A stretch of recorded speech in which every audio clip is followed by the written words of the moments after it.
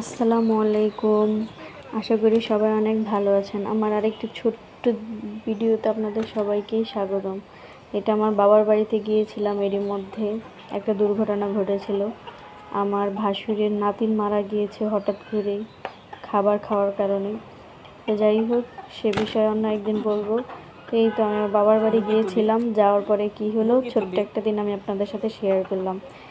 আর ভিডিওতে কমেন্ট করবেন কারো কোনো কিছু জানার থাকলে, আর প্লিজ একটা সাবস্ক্রাইবার অবশ্যই করবেন, এটা আপনাদের কাছে আমার চাওয়া। বাংলা শোনো, তুমি না কোরআন কোরআন শরীফ নিছো? কবে কইরা হলাইছি 5-6টা সুরা। মাশাআল্লাহ মাশাআল্লাহ। পাখি চুল কাটছো? কি চুল কাটছো? কয়টা বাজে ছুটি হইব? আরে ওই তো 4টায় বাড়াইতে 5টায় গেছি।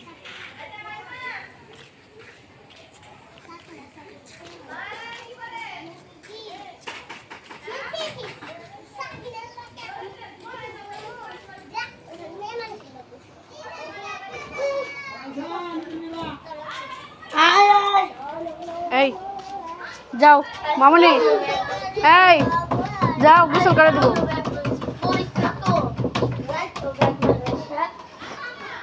যাও, ফ্যানটা বন্ধ করো।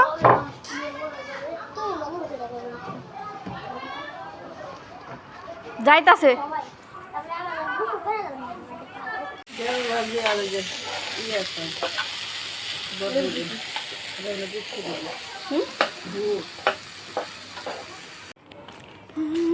আমার বাবার বাড়ি এখনও দেখেন অনেক পুরনো দিনের মাটির ঘর আছে। এই তো একটু ঘুরলাম।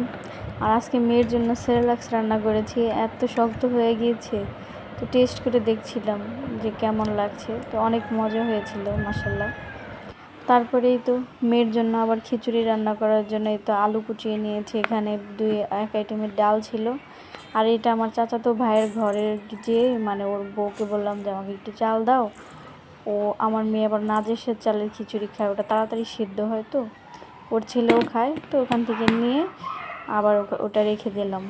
আর এই তো একটু মিষ্টি কুমড় কেটে দিচ্ছি। কয়েকদিন যাবত ওকে কোনো সবজিই খাওয়ানো হচ্ছে না, ইচ্ছা করে না আর কিছু করতে। কিছু কিছু সময় আছে না যে মন চায় না কোনো কিছু করতে। তো এটাও ভাইয়ের বউয়ের কাছ থেকেই নিয়েছি। তো আমরা তো একই বাড়িতে থাকি সবাই, আমরা জয়েন্ট ফ্যামিলি। আমার 6 চাচা এখনও একই বাসায় থাকা হয়। আমার দাদা বেঁচে আছে, আমার দাদিও বেঁচে ছিল। এই তো 5-6 মাস হয় মারা গিয়েছে। তারপরেই মিষ্টি কুমড় কেটে পাতিলে একসাথে ধুলাম সব। আর মিষ্টি কুমড় একটাই যে পড়ে গেছে হাতে থেকে। আর এই বটিটা দিয়ে আমি কাটতেই পারতেছিলাম না, আমার প্রচুর কষ্ট হচ্ছিলো, মনে হচ্ছিলো বটিতে কোনো ধারই নাই। তারপরে অল্প একটুখানি মিষ্টি কুমড়ো দিয়েছি। তো দেওয়ার পরে ধুলাম, ধুয়ে হাঁড়িটা চুলায় দিয়ে দিলাম আগুন ধরিয়ে। আর পাশে আবার একটু হলুদের গুঁড়া ছিল, সেখান থেকে একটু হাতে চিমটি দিয়ে হলুদের গুঁড়া দিয়ে এই তো পানির মধ্যে মিশিয়ে দিলাম। আর এটা আগুন ধরিয়ে দিলাম দুম করে। আর এইখানে একটু চিরা আর এই যে বাবুর দুধ, এগুলো নিয়ে চলে যাচ্ছে।